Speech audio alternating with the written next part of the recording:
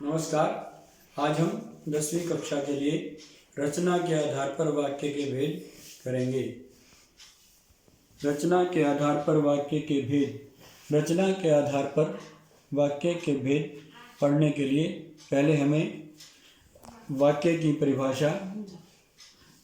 परिभाषा पढ़नी है। ऐसा सार्थक शब्द समूह जो व्यवस्थित हो तथा पूरा आशय प्रकट कर सके वाक्य कहलाता है। अर्थात जिस शब्द समूह से बोलने वाले का आशय स्पष्ट होता है वाक्य कहलाता है। उदाहरण, राम ने रावण को मारा, वह विद्यालय जाता है।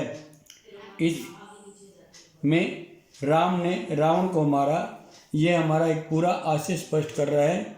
और दूसरा वाक्य, वह विद्यालय जाता है, इससे भी वक्ता का आशय स्पष्ट होता है, इसलिए ये दोनों वाक्य हैं।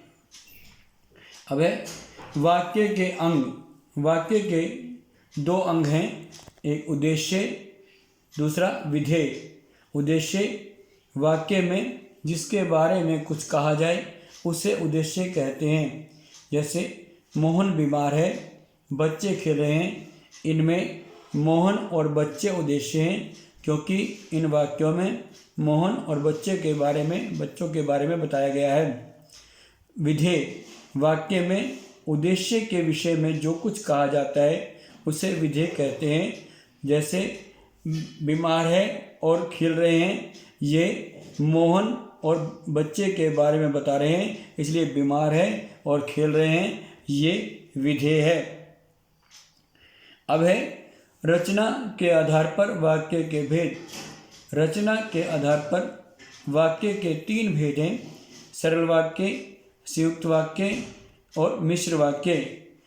मिश्र वाक्य को मिश्रित वाक्य भी कहते हैं। यह परीक्षा में दोनों तरह से पूछा जा सकता है, मिश्र वाक्य भी और मिश्रित वाक्य के नाम से भी। सरल वाक्य, जिन वाक्यों में एक मुख्य क्रिया हो उन्हें सरल वाक्य कहते हैं। सरल वाक्य में एक कर्ता तथा एक क्रिया का होना आवश्यक है। अर्थात जिस वाक्य में एक कर्ता होगा और एक क्रिया होगी वह वाक्य सरल वाक्य होगा। जैसे शबरी फल खाती है, कालिदास ने रामायण लिखी, बालक रो रो कर चुप हो गया, शशि गा और नाच रही है। इन उदाहरणों में शबरी, कालिदास और शशि ये कर्ता हैं और उनके साथ एक खाती है, लिखी, गया और रही ये क्रियाएं हैं। अतः ये सरल वाक्य के उदाहरण हैं। संयुक्त वाक्य, जहाँ 2 या 2 से अधिक उपवाक्य किसी समानाधिकरण समुच्चय बोधक अर्थात योजक अव्यय शब्दों से जुड़े होते हैं, वे संयुक्त वाक्य कहलाते हैं। संयुक्त वाक्य में दोनों वाक्य समान होते हैं, अर्थात दोनों का अस्तित्व समान होता है, या दूसरे शब्दों में कहें तो दोनों बराबर के होते हैं, उनमें कोई छोटा बड़ा नहीं होता। जैसे हम मथुरा गए और वहाँ 4 दिन रहे, इसमें मथुरा गए और वहाँ 4 दिन रहे ये अलग अलग वाक्य है, परंतु इन्हें और शब्द से जोड़ दिया। दूसरा वाक्य है कठोर बनो परंतु सहृदय रहो। इसमें कठोर बनो अलग है, सहृदय रहो अलग है, परंतु इसे परंतु शब्द से जोड़ दिया। अशोक बीमार है इसलिए स्कूल नहीं गया। अशोक बीमार है अलग वाक्य है, स्कूल नहीं गया यह भी अलग वाक्य है, इसे इसलिए शब्द से जोड़ दिया। चौथा में मैं स्कूल जाऊंगा या शादी में जाऊंगा, ये मैं स्कूल जाऊंगा अलग है और शादी में जाऊंगा अलग है, परंतु दोनों को या शब्द से जोड़ दिया, इसलिए ये चारों जो है संयुक्त वाक्य के उदाहरण हैं।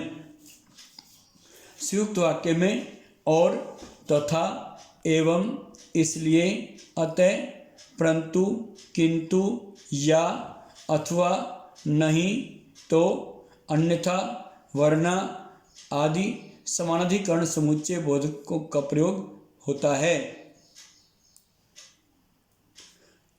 मिश्र वाक्यों में एक से अधिक उपवाक्य होते हैं।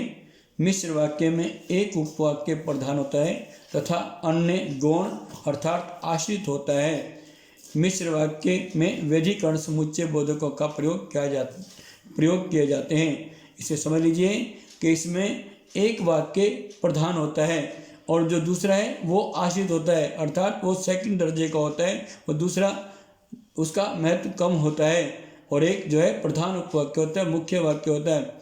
जैसे तुम यहाँ से चले जाओ, यहाँ जहाँ गाड़ी रुकती है, इसमें जो है जहाँ, यहाँ और जहाँ का प्रयोग है। तुम यहाँ से चले जाओ ये मुख्य वाक्य है, जहाँ गाड़ी रुकती है ये आश्रित उपवाक्य है। उसने कहा कि मैं परिश्रमी हूँ, उसने कहा ये प्रधान वाक्य है, मैं परिश्रमी हूँ ये आश्रित उपवाक्य है, और ये की शब्द से जुड़े हैं। जो व्यक्ति धनी है वह हर चीज़ खरीद सकता है। इसमें जो व्यक्ति धनी है ये प्रधान वाक्य है, वह हर चीज़ खरीद सकता है, ये आश्रित उपवाक्य है। रोगी ने जो ही दवा पी त्यों ही उसे उल्टी हो गई।